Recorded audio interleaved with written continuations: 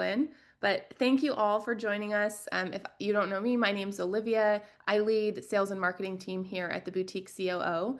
And we have been really making an effort to reach out to our network to do a couple of these kind of educational office hours, webinars a month. And so Sherene and I met through a BNI group and hit it off as we both have marketing backgrounds.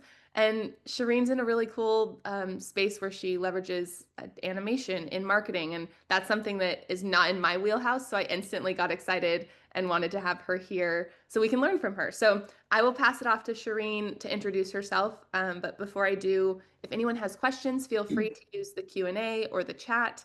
I also I'll permit everyone to talk. So you're welcome to unmute yourself if you know Sherene asks a question and you want to respond. We definitely want this to be collaborative. So feel free to ask questions, engage, give feedback. But without further ado, Sherene, I'll hand it over to you.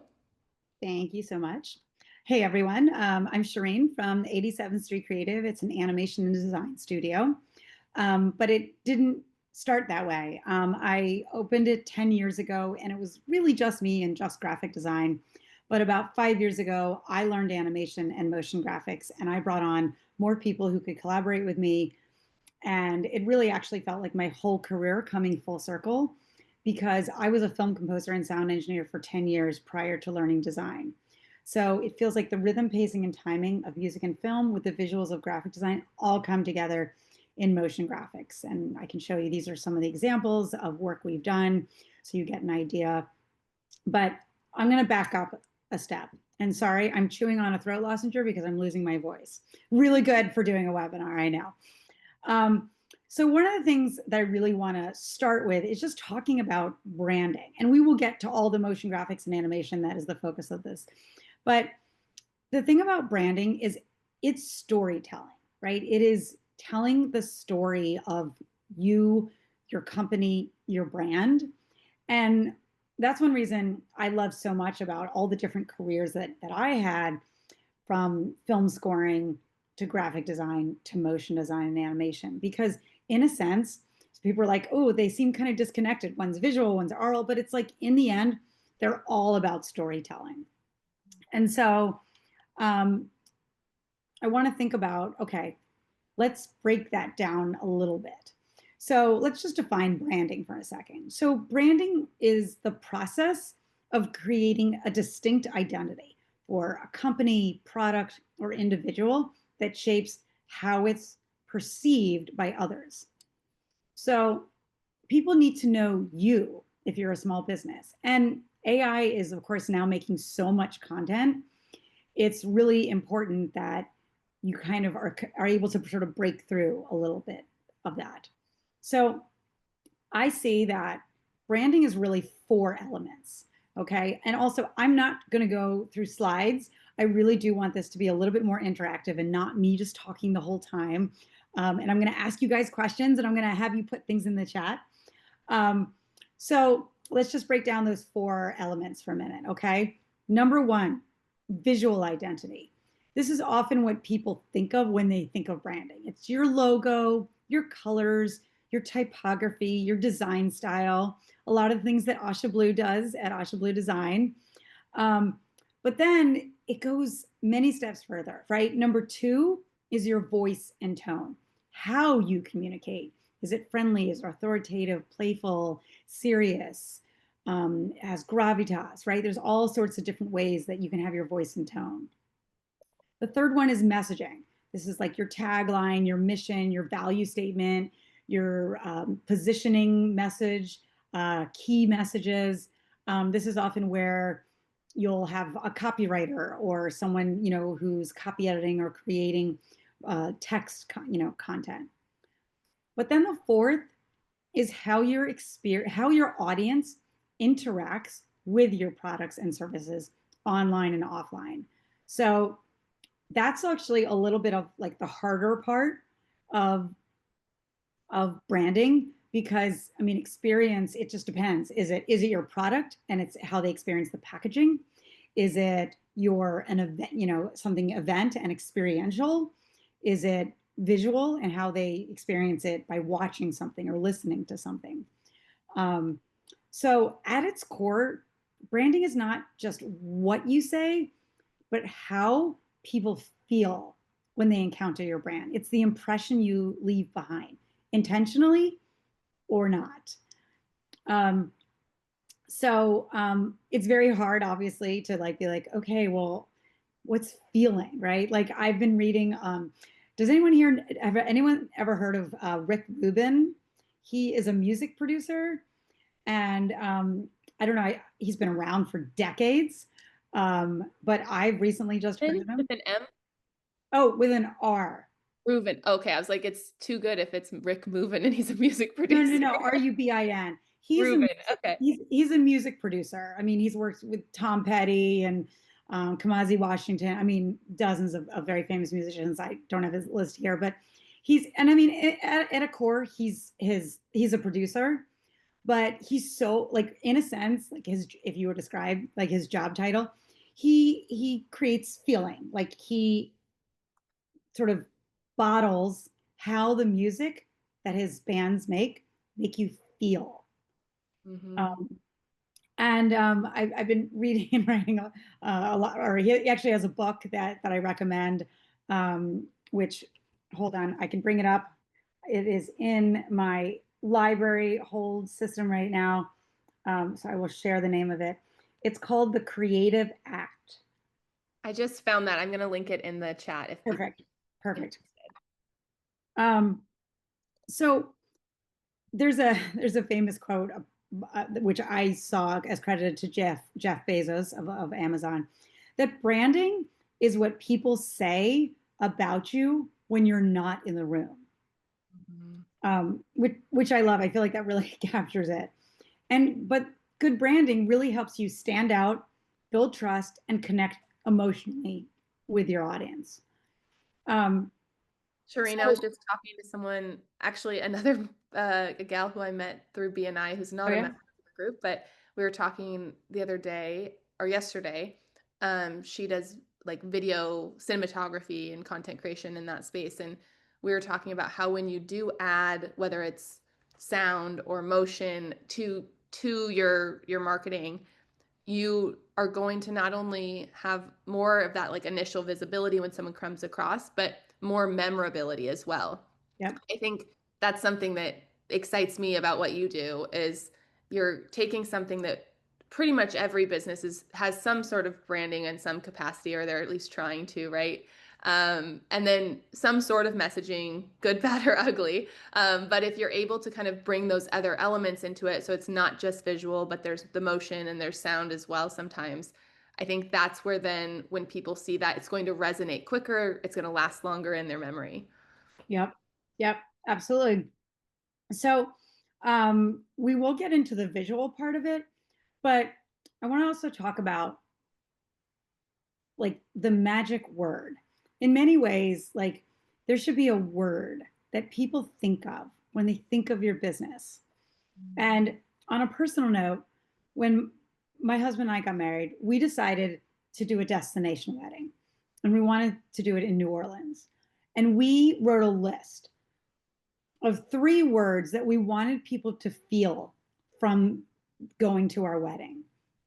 And the number one word was fun. And I don't remember, we wrote 2 other words, but I don't even remember what those 2 other words were.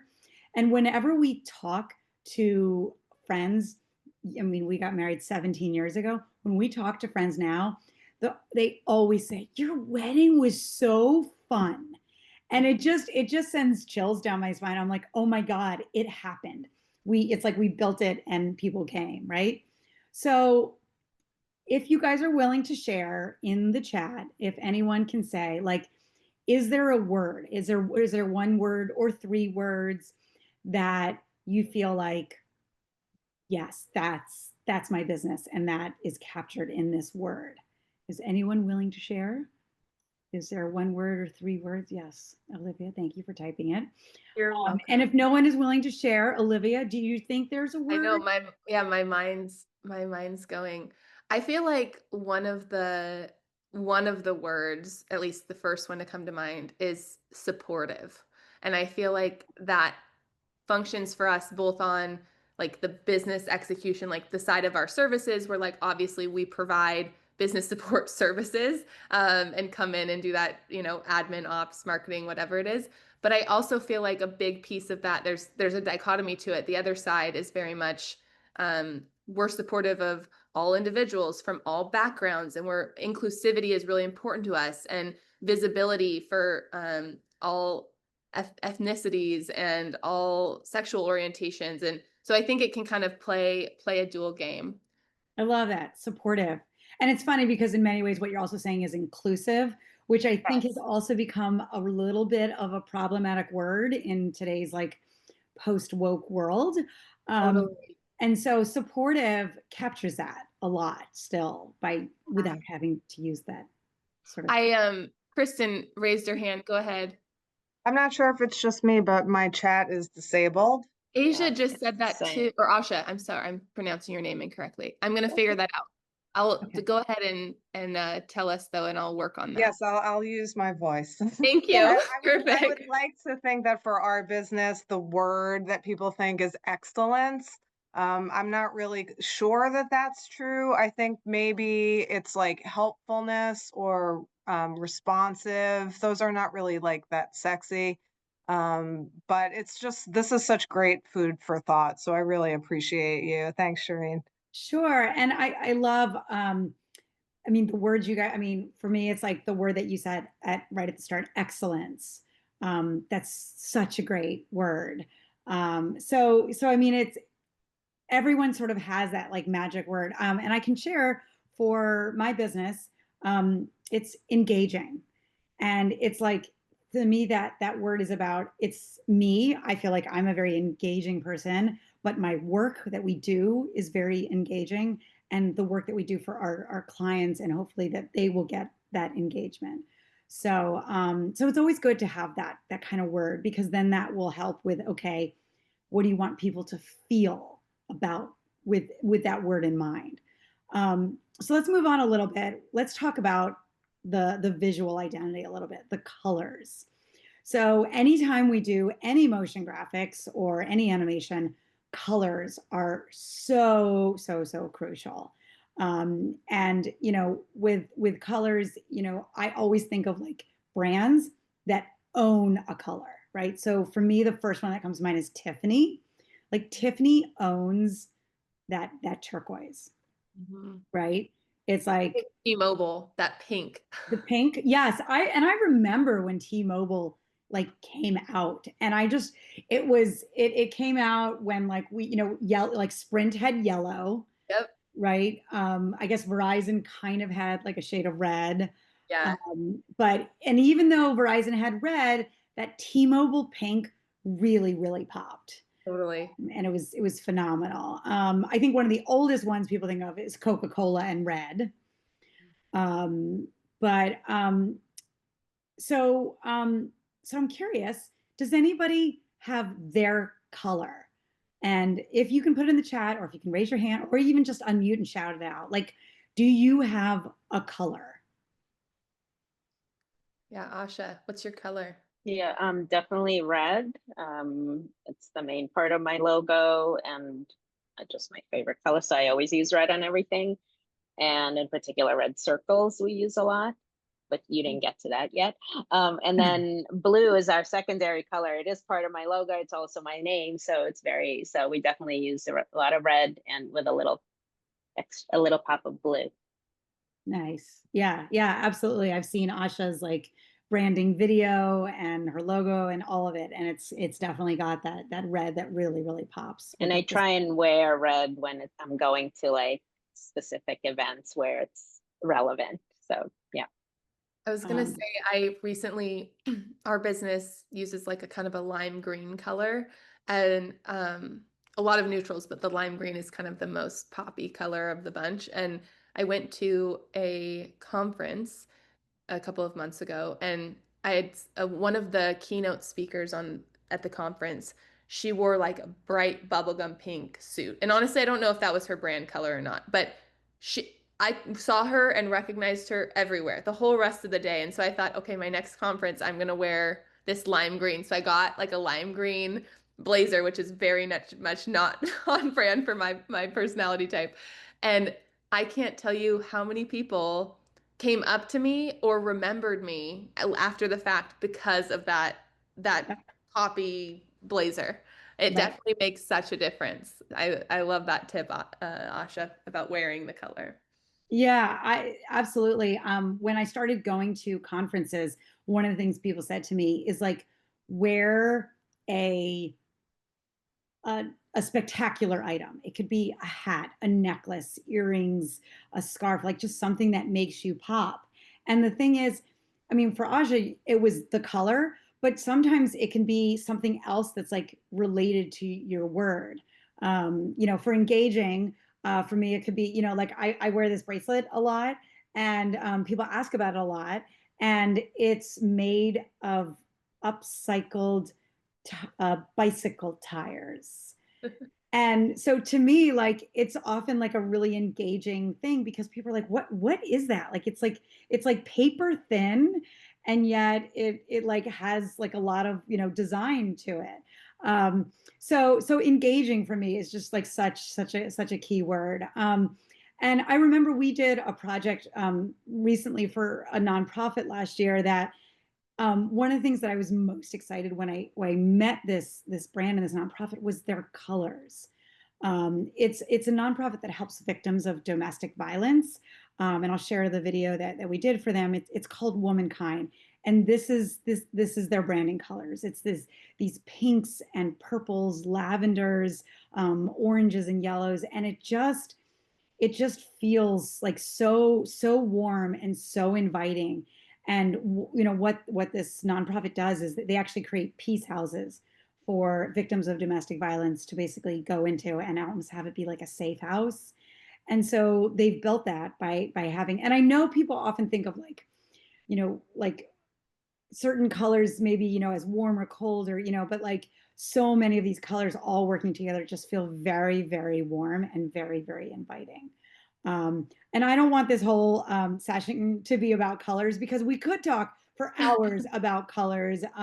So yeah, we don't have to go any further than that, but let's keep going. Let's talk about the human brain for a minute, okay? And this is where we're gonna start to get a little bit more into motion. So 90% of information transmitted to the brain is visual. I've read this quote in many places. I'm not sure where the science is behind it, but I also pretty much believe it. And visuals get into the brain 60,000 times faster than text. So I'm all about video, right? I'm all about getting that information. And text is good. I love reading books. I love reading articles and magazines and copy. This is in addition to that, right? When you, let's say, have some information that you're getting out by text, but you also want to get it out by visuals, by using video animation, explaining things through visual infographics. So the top three most visited sites are Google is number one, YouTube is number two, and Facebook is number three. And it's very interesting because in a sense, Google is where you go to sort of like, find information. YouTube is where you go to find videos, and Facebook is where you go to find connection. And so what I'm focusing on is a lot more about the YouTube, right? And not necessarily every animation needs to go on YouTube, but I'm saying a lot of that information is there. Oh yay! I'm so glad that the Got chat the is chat working. going. Thanks. Excellent. I'll give you an example, another case study of a project that we did, which was for an HVAC valve. Like they manufactured the valves for HVAC systems. And one of the things that they were struggling with on their website was explaining a little bit what they do. They didn't want to hire us to do a whole explainer video. No one's going to sit there and watch a 1-minute video. But I will first do a little before and after. So let's see if I can get it to work. So this was the JPEG or illustration on their website to start. And I love that it was visual. They were going for that. But the problem is, of course, it's like, what is this? Where To an is their untrained eye, who knows? where is, here, I'll move out of the way a little bit. Where is their product in here? What exactly is it doing? How are the colors working? And so I really got in with them about understanding what their business is. And we ended up coming up with this. And this, with this, we're showing their logo. Their colors are in the, cooling part of the piping. There is a little bit of text, but not a ton. And there is, it's engaging, right? That is like, really such the key thing is like, how do you get something, especially if it's dry, confusing, a little bit dull, and really make it engaging. I mean, I really want to go look at those valves after I made this animation.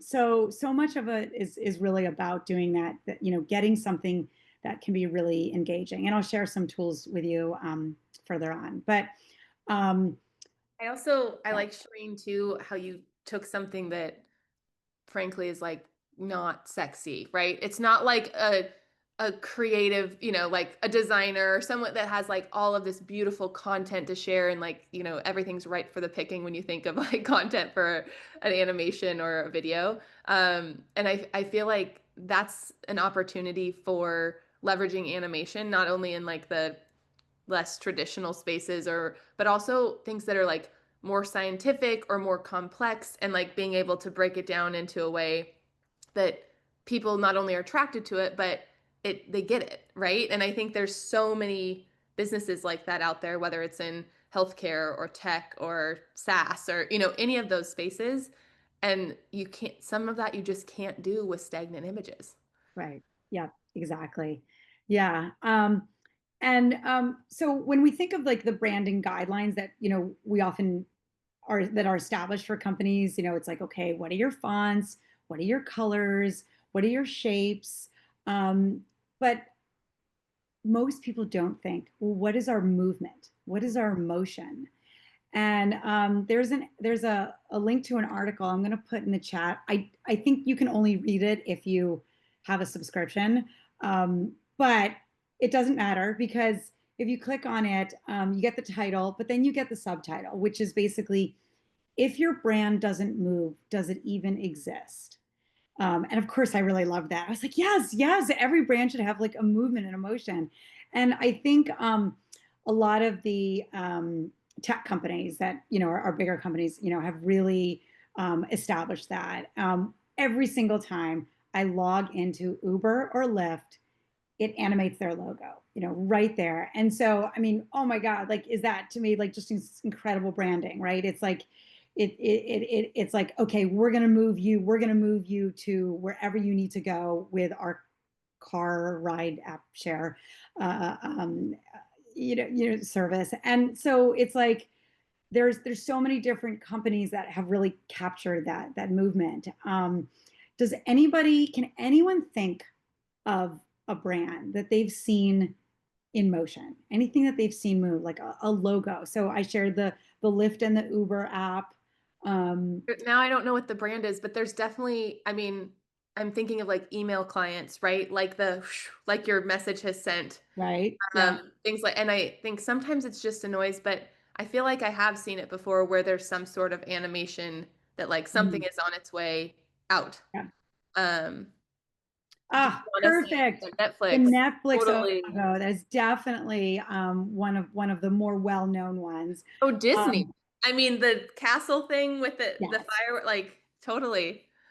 Well, and actually, I'm going to take a little break here and then just mention, because Juliana brought up Netflix, one of the things I love most about the Netflix logo is that they do sonic branding with it as well. And that's an audio sound that goes with the animated logo.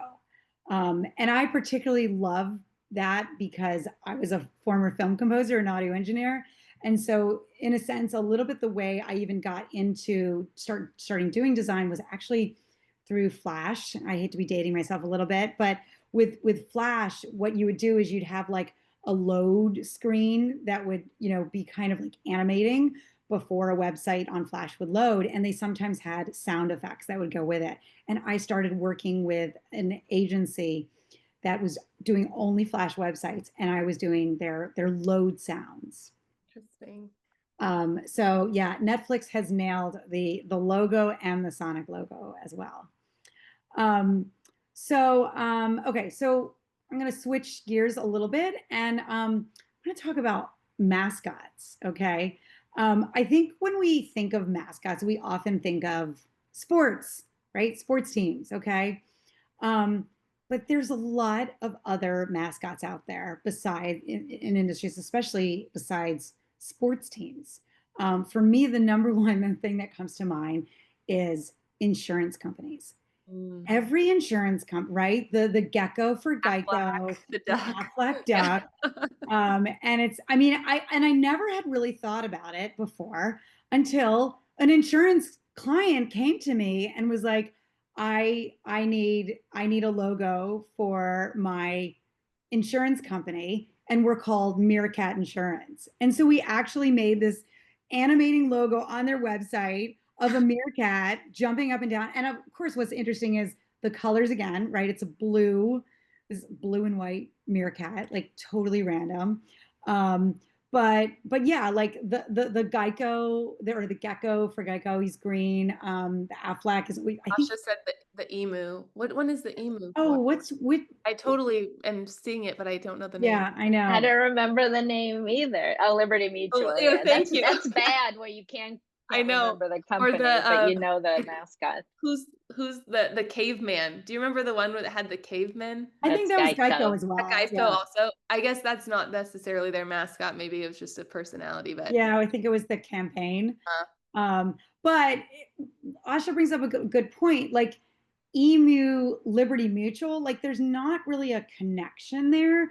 What makes the Aflac duck really stick is that he says it, Aflac, mhm, right? And so totally. it's like you're never going to forget that there's the connection is really made quite well. Yeah. Um, so I love that.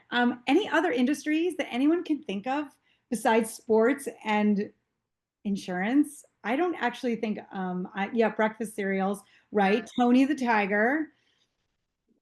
I feel Um, like there's got to be some like, I have little kids and I feel like there's definitely some like kid brand ones that they use animals right, and stuff, but yeah, none of them are sneaking out. Oh, Michelin. Yeah, right. The Michelin Man, like he's like the totally. chubby. Or there's the Pillsbury Doughboy, Oh yeah.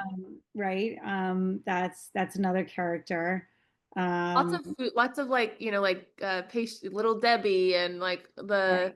those types of pastries as well. Yeah, Stay Puft Marshmallow. Yeah. Right. So, oh, right. And the NBC Peacock.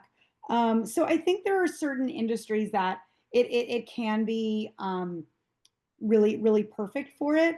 Hold on. It's getting hot in my house because it's like 1,000 degrees outside. I'm just going to throw my hair up.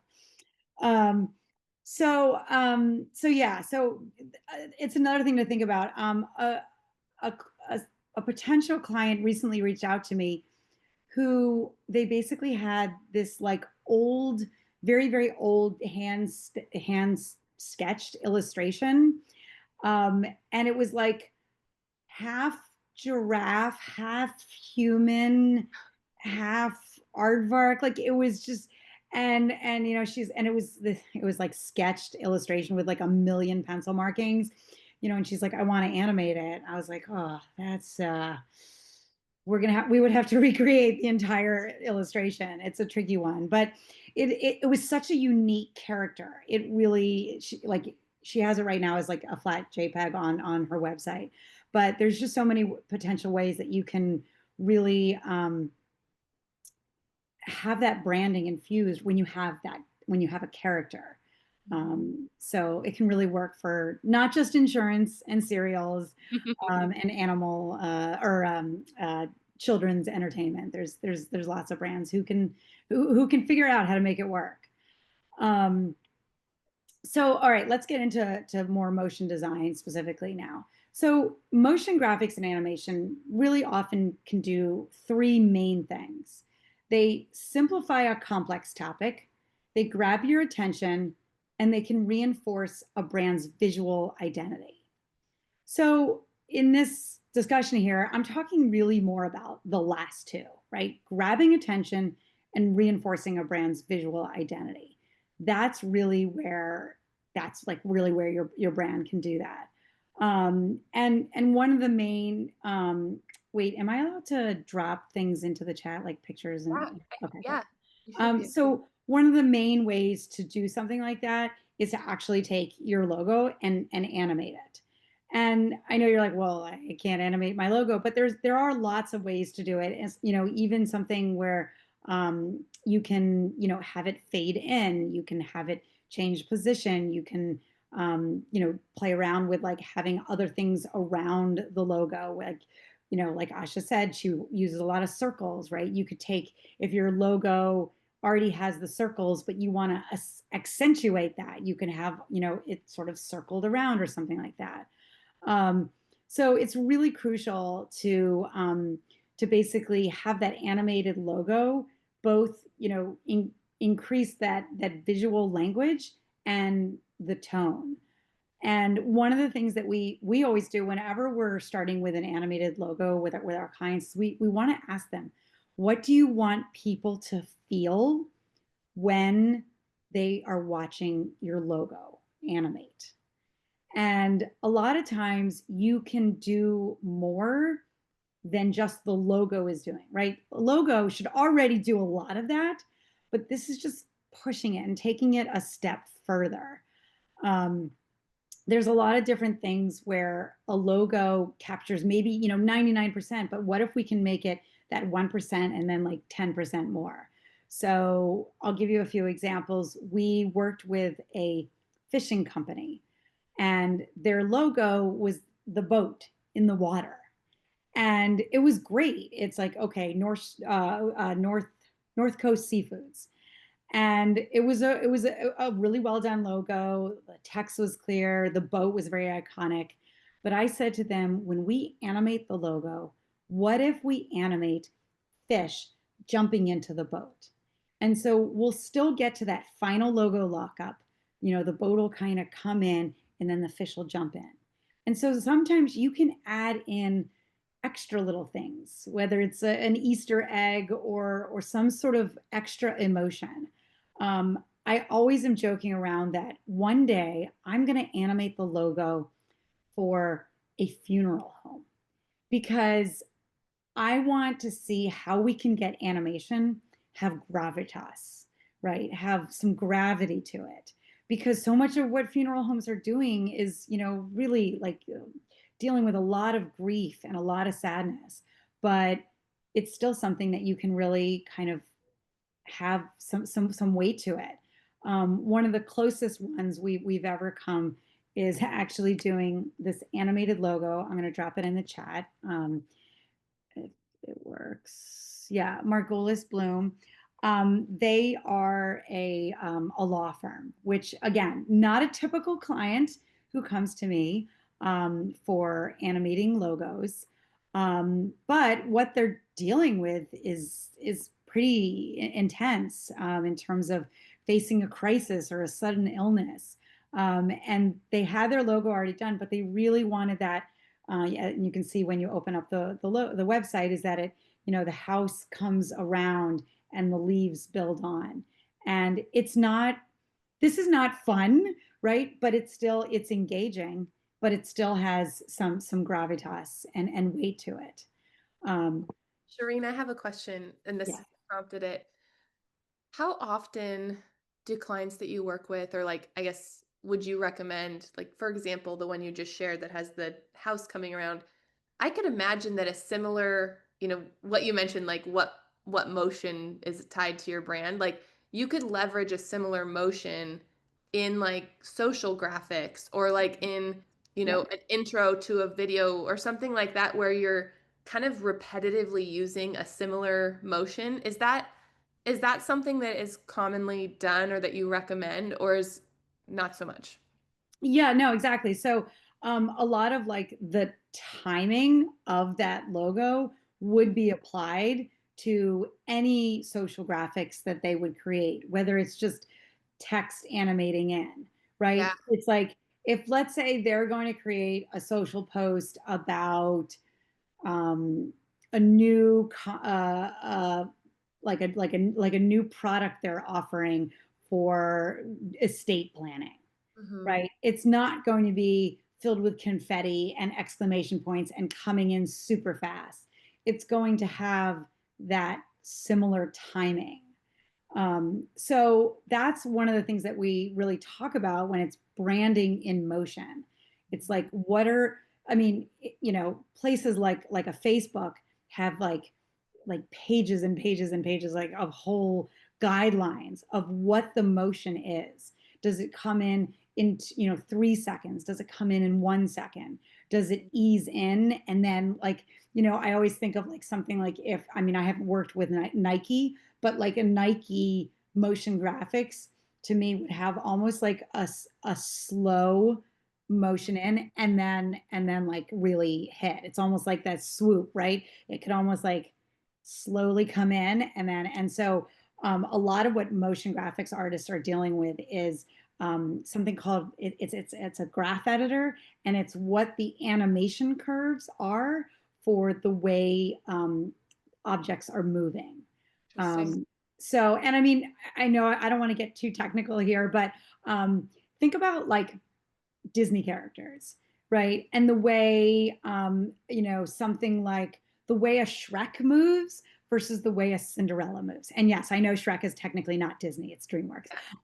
But right, it's like that kind of like motion. It's like what would be the corporate business motion branding of a Yeah. Shrek, and what would be the business for like a Cinderella, right? Your Cinderella, maybe that's your Tiffany, Well, right? and then you think it gets me thinking like, so many businesses are, we work with a ton of clients. We support social media, content creation and posting and account management, and all of that. And so many clients come in to talk to us and they're just trying to do whatever's popular, whatever might make them go viral. And with all of the video content that's out there and like reels on Instagram or like certain formats on TikTok that become really popular, people are kind of rinsing and repeating with these random formats, right? For reels or for TikToks. And as you're talking, and I never had honestly put much thought into it before until you just described that. And the reality is, it may behoove a brand more, especially if you're a more elevated brand, to not follow, jump on the bandwagon for whatever trend is trending, but to be more methodical about, okay, if we are creating video content or something that has a graphic, whether it's informational or even people learn it, what is that motion and how do we create consistency? Because otherwise, you're kind of having scattered, like a scattered perception of your brand. Right, exactly. So, and that's getting to like, how is it making you feel? And is it Yes, totally. and if somebody's watching all of your social media content and they're like, wow, this makes me feel this, but this makes me feel this. But wait, that's not matching. It's like Yes. you want to have that consistency. And that's where like social media, it's like you have to create so much content, and to be able to have so much content and keep it consistent is Mhm. very, very challenging. And I'm sure you're dealing with this with some of your Are clients. you gonna hit on before, I know we only have about 15 minutes left, Yes. but are you gonna hit on, I'm so curious. Obviously, people can work with someone like you to Yep. work on animation, but how do us laymen Yes. Yes. also Yes. do it? Okay, Yes. just want to make sure we're Yes. going there Of because now course. I'm hooked.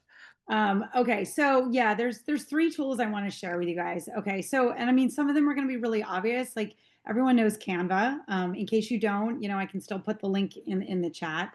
But one of the things with Canva, as it's getting bigger and bigger, is that they're now offering animation in Canva. It used to be just the Instagram uh, JPEG, the image, and now you can do reels, and it allows you, it gives you a timeline. So obviously that's a good sort of starting point. That's obviously one of the more common ones that are out there. Another one is Opus, Opus Pro. I'll drop that link in the chat. And that one is going into that more like TikTok style videos where it's like you're going to shoot yourself, on camera, and then you can upload it to Opus, and then it can break it down into lots of different, very smaller clips that you can then put text or I'm sorry, it actually puts oh my God, subtitles, the text. But this is where it's like you should be making sure that on every video, it's in your colors, it's in your font. Is it, does it have a little bit nice bubbly shape around it because your brand is fun and bubbly, right? Or is it very forceful and it should be in all caps, although I don't recommend anybody doing anything in all caps. But you see what I'm saying is how like even with something where it is just text, you can still have motion graphics that are animating. And I mean, motion graphics is text, but it's how the text is looks and moves. Even those background, right? Like what if your text is in some sort of container? We talk about this internally all the time with different brand identities. People come in and they have brand identities that we're working with, we're creating content. And it's like, okay, so if your brand and your website and everything that you do only uses sharp corners, then your social media posts shouldn't have those rounded Yep. bubbles, right? And Yep. I think those are things that it's easy to fall into what's convenient when you're creating content quickly, but that's where those fine details so tightly weave together to create that consistency that you're talking about. Yeah, absolutely. I loved Asha's point about not only no caps, but don't use script. I can tell you with 3 young children who barely learn script in school, when I write in script, they don't. They're like, Mommy, I can't read this. So if you're targeting a younger generation, they're definitely not going to be able to read script. But even older people, it's very hard to read. It's often very thin fonts too. And actually, Contrast is another one we yes, see a lot of yep, people when they do their own stuff. They'll come in and there's like they want to use, people that really like neutrals, they'll want to use like this beige background and then they put a white font over it and it's like no one can read that. So I yep, think there's all the points that you made at the beginning all have to come together, yep. animated or not, right? Yep. So I just put a link in the chat to a really helpful thing, a helpful source that's for figuring out making sure there's contrast. And that's, goes into sort of, graphic design 101 and understanding that with design, there needs to be contrast. And I know you can do it in Photoshop where you can actually take, let's say, an image or a graphic and you can you can take away color. And if basically it's all shades of gray, there's not enough contrast. Mm. So yeah, it's good to make sure there's a very well-known brand in New York City that has a co-working space that their logo is in yellow, and the logo is good, but in places throughout the website they put yellow on white and white on yellow, and I'm just like, what are they doing? Like people cannot. That is like it's so hard to read. So please don't put yellow on unless it's like a mustard color, like a dark Yeah. yellow or something like that. And then, mustard yellow is an interesting color to use anyway. Okay. Quick Moving. reminder for folks really quick, if you all want to say, if you're not like wanting to copy and paste or open a bunch of tabs, um, for Oh what? no. Oh, Just, Sherene, I see. You're sharing to host and panelists. oh, that's so Sherene, unhelpful. everyone here, I'll share them for you. Oh my God. I'm so No, sorry. you're good. I'm gonna pop everything that Sherene is sharing in for you guys. So Um, nobody saw that Margolis Bloom logo. Okay, let's see here. I'm gonna get all these recommendations. I was gonna remind everyone as well, if you don't want to just open up a bunch of tabs, you can use the little ellipses in the chat channel and save the whole chat. So that way you have them here for later if you need. Okay. I shared them all to everyone. So we talked through Canva, the Opus Pro, and then the contrast checker are all there. I got you. That's awesome. And if you want to share, oh yeah, there was the Adweek article. Yeah, you can ignore that. Oh yeah, Okay. I'll grab that too. Thank you. And then if you want to share the Margolis Bloom logo that I'd shown about the house, we were talking about the house and nobody else could see it. Sorry about that. Problem is I could see it because I was in the group. There we go. Okay. Right. Okay. Everything's reshared. And actually, so one of the things I want to share with all of you, which of course I won't do correctly. So if Olivia, you want to drop it, download it and upload it again. I have a PDF that usually you sign up for my newsletter to get, but I'm going to send it to all of you now. It's a PDF about 10 ways to use an animated logo. So because I think when most people think like, oh, I'll animate my logo, like where am I going to put it? Like, okay, on my website. But it's really about no, like your entire digital footprint. So your website, your email signature, your newsletter, your Zoom background, your trade show booth screen. I actually just bought a hologram fan that spins like 100 miles an hour and it shows the logo animating. And I had it on a booth at an exhibit table a couple weeks ago. I can't tell you how many people came up to my booth because of the fan. Like, I was like, oh, great. Now I have to change my PDF to 11 ways to use an animated logo. Okay, I know we're running out of time. There's one more tool that I want to share with everyone. It's another AI tool to create animated and videos and content. So I just dropped it to you, Olivia, if you want to share it with everyone, called Open Art. I personally haven't used this, but a lot of people have talked about it. Oh wait, you shared the Margolis Bloom with everyone, not the Open Art. Oh, sorry. I think it must have not copied it. Thank you. Yeah, sure. Today. Open Art is another tool that is, using some AI tools to basically create content. Some of it's animated, some of it's live video. And I know AI is still, kind of somewhat, not, I don't want to say taboo, because not taboo. It's more just like, different opinions about AI, but AI is not going away, and it is definitely a tool that people should start to get more and more comfortable using. Clients are asking us to use it, so it's definitely becoming part of the pipeline, and it's definitely something that we're beginning to use in projects. That's kind of all I have for everyone. We've got about 8 minutes left. And we can tackle any questions that maybe arose. I'll also grab all these links and include it in the recap. I recorded this, so I'm going to send out the replay. So I'll include these in that email as well. Okay, great. Amazing. Any questions or comments or specific use case or like scenario questions for your own businesses?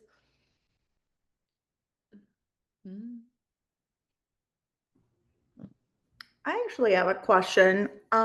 It's not my own business, but it's kind of like the world I live in. And what we create is all types of sales materials, and a lot of them are just in PowerPoint. And I know you can do a lot of things in PowerPoint. We also create, short little clips and microsites, but what would be a great way to incorporate motion graphics into sales materials to just make them a little bit more engaging and less static? Yeah, PowerPoint. Oh yeah. Really, I'm so sorry that you have to. I looked up the other day when PowerPoint was invented, because it's just like, I think it was like 1987. So it's like, oh my God, like it's tough. I admit the frustration is real with PowerPoint. What I've noticed, and I'm not trying to just sell you my services, but what I've noticed has started to happen is some companies have come to us asking us to create not somewhat animated logo, but almost like a a looping video that plays like on the first slide of a PowerPoint, so that it's like in that part where like people are entering into a room Mm-hmm. and they want to have something that, oh, you're here to see this. And actually, I think I can share it with you. Yeah, this was the video where it was basically placed on the first slide of a PowerPoint, and it had some text that was sort of like, so partly an explainer, but then it also had their logo animating on, and it just continuously looped. And that was like a really nice way to have an intro. And then when they started the presentation, it um, it played again, but this time it played with music. Yeah. Um, Oh my God, I love that because you can really probably incorporate the theme of the meeting or some kind of a value prop for that prospect or client. I actually love that idea. Thank you for sharing that. Yeah, so I mean, the thing is, I think, I mean, obviously there's the cost of like making this animation, but the thing is, it really works well on something that's, I don't want to say evergreen because that's like forever, but if it's something like where you're making a presentation, especially something like for investors or raising money and making pitches, where it's like you might be presenting this pitch deck 30, 40, 50 times, yeah, it's worth it to like hopefully make that, that sort of opening intro animation. But if it's something like we're like, no, we actually change the intro every time. We are, updating that PowerPoint, and there's always like a different opening message, or something like that. So that obviously becomes a little bit trickier. And that's something where like, okay, what can you do in PowerPoint? Well, maybe that's just a matter of like going to some of these other tools that I suggested, like the Opus or OpenArt or even Canva, and just making something that is going to be editable. You can change the welcome message or whatever that intro is, so that, and then export that as an MP4, and then the MP4 can be in that first slide. Yeah, Um, no, that's such a great idea. Yeah, we're pretty heavy users of Canva. okay. So yeah, that's a great suggestion. Thank you. Cool. I also, as you're describing that, Sherene, I was thinking of when we send out scopes of work and/or contracts to potential clients, we have kind of a one pager that walks them through the process of what they can expect within the first 4 months of working with us. Mhm. And it's not project specific. It's kind of like onboarding and the communication cadence. And so something like that would be really great, right? Because that goes out regardless of the scope, regardless of the project. It's branded for us, but it could have some like, yeah, be a little more engaging than just like a stagnant PDF. Yeah. And then something like that would definitely be worth investing in, having something created, maybe more professionally, because we're sending out, 100 a month or whatever that is. Right. Yeah. And so, again, I don't want to get too technical, but when we animate our content, we can export it in lots of different versions, right? Everyone knows an MP4, but okay, we can also do a GIF, which means that can be like in your email signature, I love right? Or that. another version that we make is an MOV file. And what makes an MOV file so great is it has a transparent background. Yeah. So let's say you're like, oh, I'm making so many videos all the time, and for YouTube, I'm just making them in iMovie, or even in Canva. I believe you can bring an MOV file in and have that transparent background. So it can be like a bug. You guys know what a bug is, like in the corner. It's like what television shows always have, like the little NBC Peacock always like animates on right in the corner, right? So that little bug can be animated, throughout any of the videos that you're creating, that you're uploading to your YouTube channel. Very. Asha, go ahead. Feel free to. Yeah. So I just want to say and as you said, I don't want to get too technical, but I think it's okay to get too technical, because I think that while we have all these tools, um, it's like when your lawyer talks to you and they use terminology and you're always thinking like they're using these terms like I know what it means. I think creatives, we should talk like that too. It's okay, because it is a profession. It is a knowledge that you have. And other people, like when a lot of people say to me, oh, they apologize for not being, I'm not creative. Well, I don't expect you to, right? my lawyer doesn't expect me to be a lawyer. So we have this sort of view of people who do creative that it's open to everyone. But Sherene definitely brings, like, this is a job, this is a profession, this is knowledge that she knows. So it's okay to talk too technical because it is knowledge that she knows. And we don't expect other people to know it. They're not supposed to. They should do their thing and we do our thing, right? So yes, we have these tools and they are great for people to like do these like quick things. I get it. I totally understand. Like not everyone's going to go and pay or hire, but we still need to have that understanding that kind of when you do go to that next step and you hire somebody, you get something that is the thing that they do. Yeah. Well said. Thank you, Asha. I think she just said my concluding um, uh, speech here. Yes, that's exactly right. Very well said, Asha. When you work with someone, a professional on something, regardless of whether that's a graphic designer or a copywriter, an animator, I think the other thing from a business, especially a smaller, medium-sized business perspective, is that you can work with someone that's exceptional at what they do, and they can help set the framework and build strategy. And then you can look at, okay, so how can I bring this into more day-to-day items in the role? And so that's what when I talk to clients, like that's what I always pitch is like, hey, yes, someone could come in and hire, Sherene to do everything, their social media animations and this and that. But like, is that really realistic? Probably not for most small to medium sized companies. So I think going into conversations with professionals and not only just asking for the finished product, which that's not all they're going to give you, of course, like Sherene mentioned, all the different files and stuff, but also taking the time to educate yourself to understand, okay, how can I parlay this into everything else so I have consistency in my brand? And I think that was such a good underlying message you had today. Mm-hmm. Yes, absolutely. Yeah, let's all go make our brand move. Cool. Thank you so much for joining us, Sherene. Like I said, I recorded this, so I'll share this out to our whole email list. And if you're here, you'll get that as well. So you'll have the replay, and then I'll send through the tools that you shared as well. I appreciate everyone joining us today.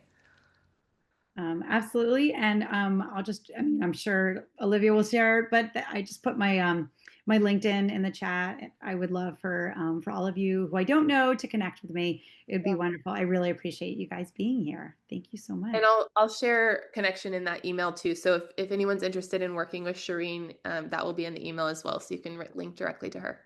Thank you all. Have a good one. Thank you. Bye. Bye.